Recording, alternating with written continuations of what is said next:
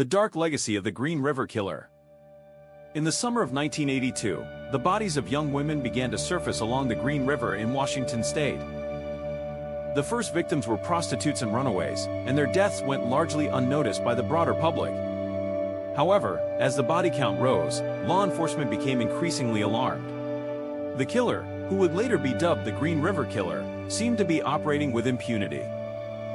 The investigation into the Green River Killer was fraught with challenges. The victims were often marginalized individuals, and their disappearances were not immediately reported. The killer's modus operandi was meticulous. He would strangle his victims and dump their bodies in remote areas. This made it difficult for authorities to connect the crimes. The case was assigned to Detective Tom Jensen, who became the lead investigator. Jensen and his team faced an uphill battle, as the killer's methods were designed to evade detection. The bodies were often found in areas that were difficult to access. The killer took precautions to avoid leaving behind any forensic evidence. The breakthrough in the case came in the early 2000s when advances in DNA technology allowed investigators to re-examine evidence. In 2001, a task force was formed to specifically focus on the Green River Killer case. The task force, led by Detective Dave Reichert, began to re-interview witnesses. They re-examined the evidence with new forensic techniques. One of the key pieces of evidence was a semen sample found on one of the victims.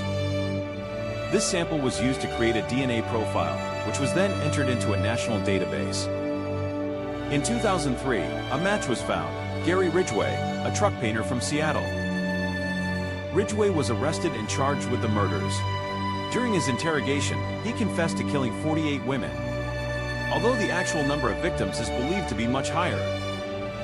Ridgway's confession provided a chilling insight into his motivations and methods. He revealed a man driven by a deep-seated hatred of women and a desire for control.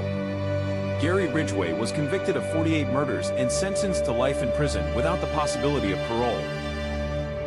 His confession and the evidence against him left little doubt about his guilt. The case of the Green River Killer is now considered one of the most significant serial killer investigations in U.S. history. It highlights the importance of advances in forensic technology. The resolution of the Green River Killer case brought a measure of closure to the families of the victims. But the legacy of the case continues to haunt the communities affected by his crimes. The story serves as a reminder of the enduring impact of serial killers and the relentless pursuit of justice by law enforcement. The community still feels the impact of the Green River Killer's reign of terror. This case is not just about justice, it's a reminder of the need to protect the vulnerable.